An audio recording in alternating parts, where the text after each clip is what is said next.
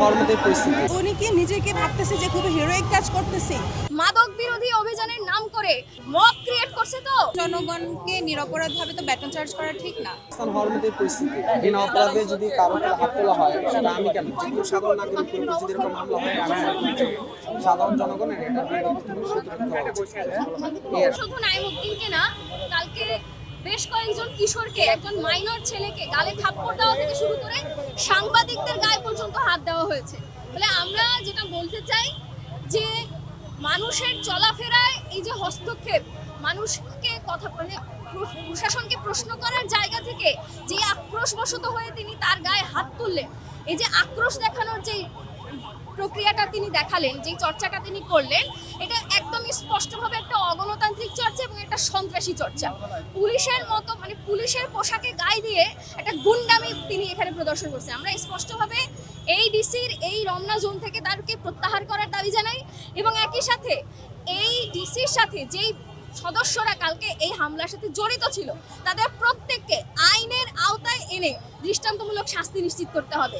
এরা হচ্ছে গতকাল সোহরাওয়ার্দী উদ্যানে মক ক্রিয়েট করছে তো মাদক বিরোধী অভিযানের নাম করে, যখন দেখছে তার কাছে মাদক নাই, সেটা যখন সে প্রমাণ করতে পারে নাই, তখন আক্রোশবশত যে আক্রমণটা সে করলো, এইরকম একটা সন্ত্রাসী মানুষকে আমরা এখানে ডিসি হিসেবে দেখতে চাই না। কোনো রকম প্রমাণ পাওয়া ছাড়াও উঠায় নিয়ে যাওয়া, ধাক্কা মারা, এগুলা কোন লতে আছে বা এগুলা কেন করা হচ্ছে সাধারণ মানুষদের? স্পেশালি এই পুলিশ কিন্তু লীগেরই পুলিশ, জাস্ট পালাবদল হয়ে বিএনপি ক্ষমতায় আসছে, নতুনভাবে আসছে।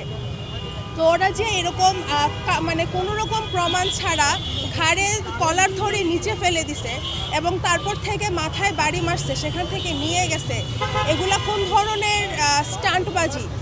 এই যে ডিসি মাসুদ, উনি কি নিজেকে ভাবতেছে যে খুব হিরোইক কাজ করতেছে? কারণ এই যে মাদকাসক্তের যে ডিলগুলা হয়, এগুলা কারা করে না সেগুলো সবাই জানে। যারা করতেছে ওদেরকে তো ধরে না, ধরতেছে হচ্ছে যারা আমাদের মতো স্টুডেন্ট এই রাস্তা ব্যবহার করতেছে।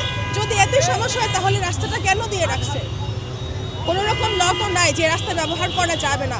আর যদি রাস্তা ব্যবহার করা যায় তাহলে কেন সব সময় এই সাধারণ মানুষরাই কেন ভুক্তভোগী হয়? শুধু ঢাকা বিশ্ববিদ্যালয়ের শিক্ষার্থী কেন, যে কোনো সাধারণ জনগণকে নিরপরাধভাবে তো ব্যাটন চার্জ করা ঠিক না। সে ঢাকা বিশ্ববিদ্যালয়ের শিক্ষার্থী হোক, রাস্তার টোকাই হোক, যে হোক, কারো গায়ে আমরা নিরপরাধ কাউকে তো ব্যাটন চার্জ করতে পারি না। সেটাই আমরা মাল্টিপল কেসেস দেখেছি, একজন টিনেজারকে দেখেছি যে সে প্রুভ করেছে যে সে নিরপরাধ, তারপরে তাকে যখন চলে যেতে দিয়েছে তাকে একজন পুলিশ চড় মেরেছেন। আমরা গণতান্ত্রিক দেশে একজন মানুষের সাথে পুলিশ এরকম আচরণ করবে তা একদমই এক্সপেক্ট করি না।